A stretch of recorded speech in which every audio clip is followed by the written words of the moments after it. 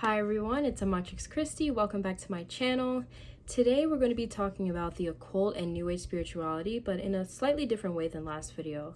Thank you to those who watched my testimony, who received anything from it. This is my first time sharing it, so thank you for your graciousness in listening. Today we're going to be talking about how people fall into the occult, what parts of our human hearts, what spiritual components make us susceptible to the occult so that we can protect ourselves, and also for those who are coming out of being in the occult to make sense of how did that happen. What was it within me? What is it within people in general that makes the occult so appealing, although it breeds so much evil in the world? So without further ado, let's get started. We're going to talk about the occult from both a human and a spiritual aspect. So we'll start with the human aspect. So all of us humans, to start with, we all have a desire to control our lives in some way. And to a certain extent, that's great. It's great to have a locus of control so that we're not falling into passivity, where we really take charge of our lives. That's our responsibility given by God. However, we as humans are always struggling with moderation in many different things. And the same is true for when we're trying to invest in our lives without leaving the will of God outside of it. So when the occult comes into one's life, usually it's because of a promise or an idea that one can actually control their own life without the need for anyone else. And we see that this is not a new formula. It's actually found in our first parents. As scripture tells us, as tradition tells us, our first parents, Adam and Eve, were found in the Garden of Eden, which was a paradise created by God the Father in his love and mercy. However, by chapter 3, not too long after the creation story, Eve is tempted by the serpent, which is the devil, to eat of the fruit of the tree of knowledge of good and evil, which God had instructed Adam not to eat, and subsequently Eve, of course, not to eat. And what really pushes her over the edge is the idea that she's missing out on something if she doesn't grab this opportunity to control, grab this opportunity to make her life better, make Adam's life better even, potentially.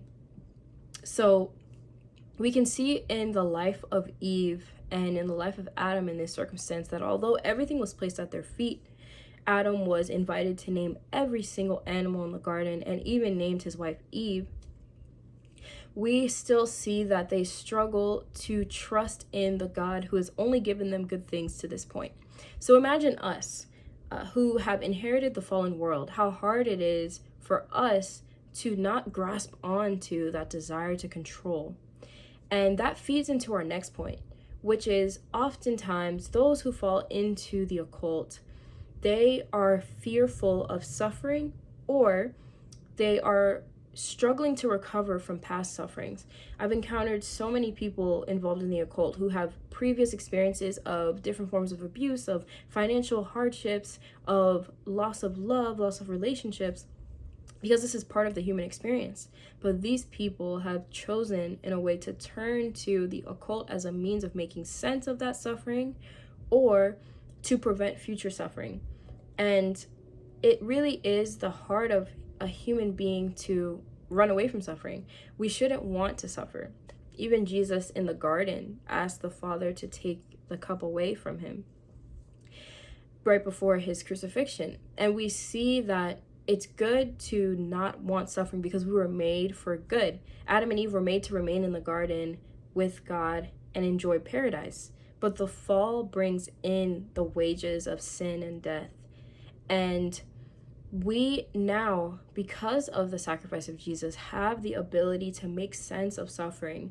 And I think oftentimes Catholics get a bad rep for wanting to encounter suffering in union with the suffering servant, Jesus, to make sense of it for others and for ourselves. And that is the way that leads us to God. And the occult is like the complete opposite, because one is trying to make sense of suffering by preventing it in the future for themselves and for others.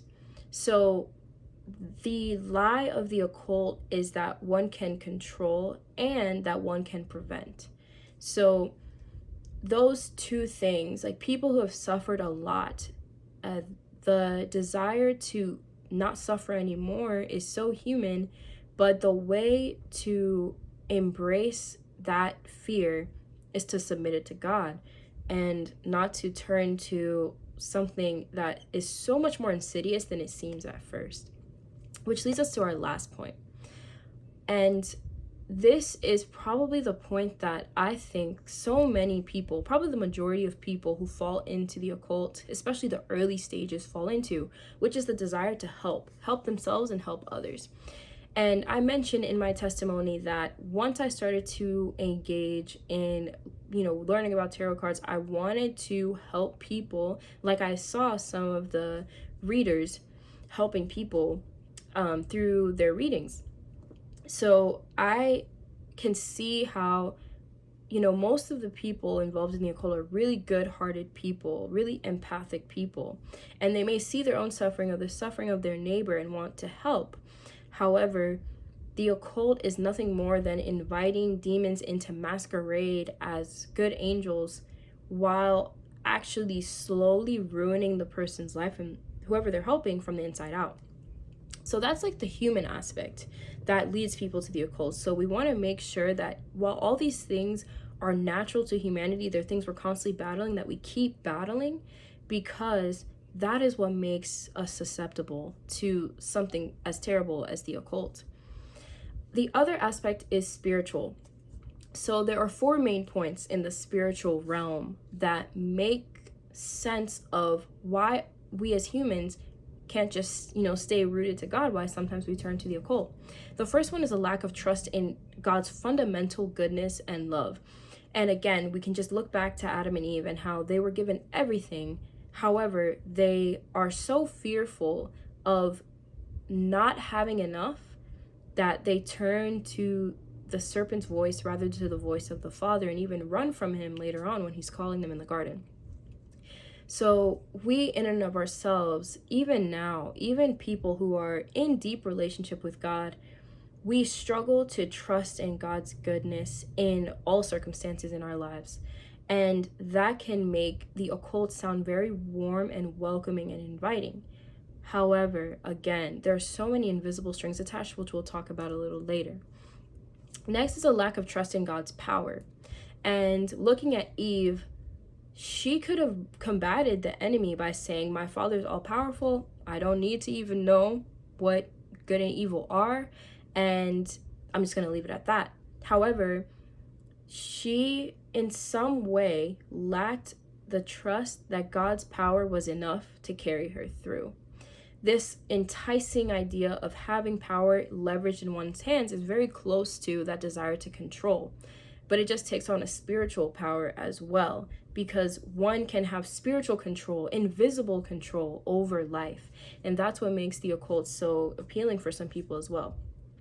Of course, we can't talk about the occult without talking about pride. I didn't want it to be the first point because I think we tend to hone in on this a lot in Catholic spaces, but it's so much more nuanced, but it should be talked about.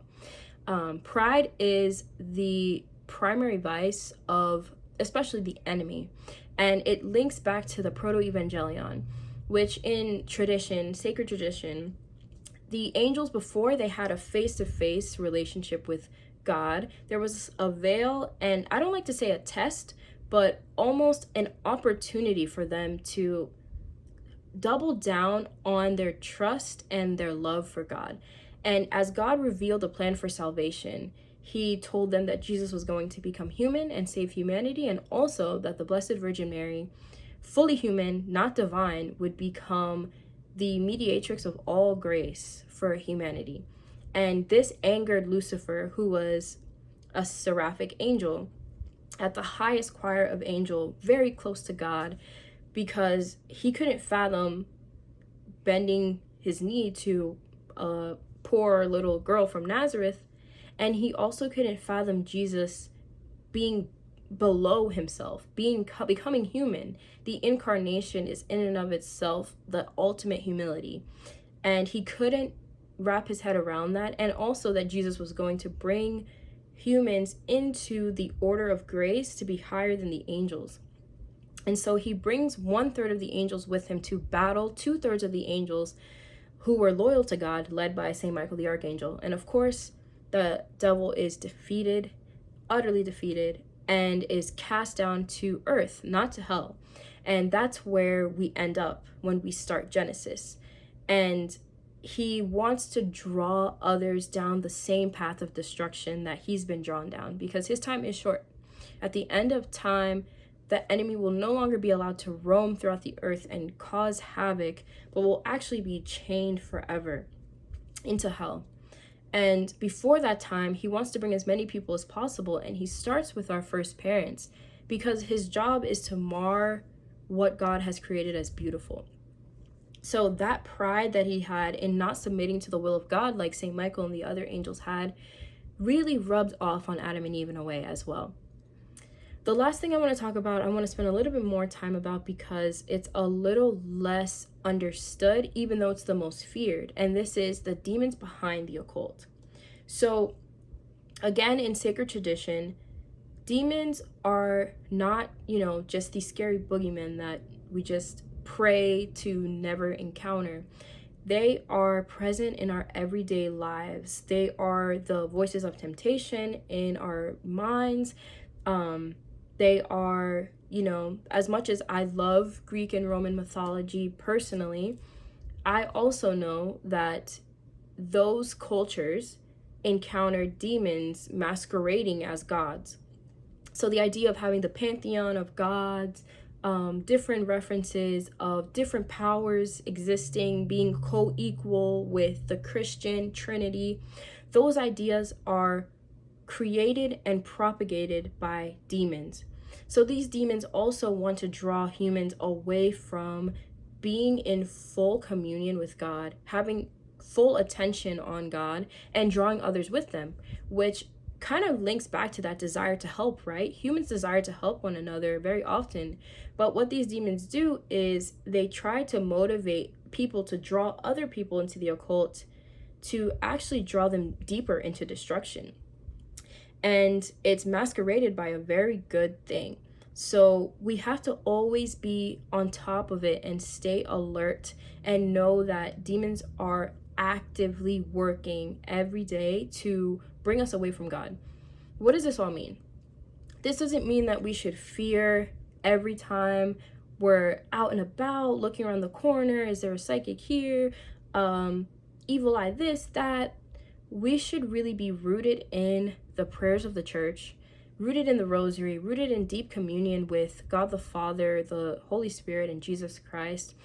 We should be bringing others to Christ through our example and truly living out what it means to submit to the will of God. If I can leave anyone with anything, is to always look for ways to submit to the will of God. Meditate on the Our Father and why the will of God is the best. God sees the world through such a perfect lens that we can never comprehend. We don't know how everything connects, and sometimes things are really hard and don't make sense. However, our Father knows what is best for his children, and that blind trust of a child leads us to salvation, leads us to peace, leads us to joy, even in the midst of the hardest things. And the saints teach us this. And in the future, we're going to talk about the stories of the saints and how they manifest what it means to humble oneself and submit oneself to God. So I hope this was helpful. Leave a comment or a like, share it with whoever you think needs to hear it. Thank you so much. God bless you, and I'll see you in the next one.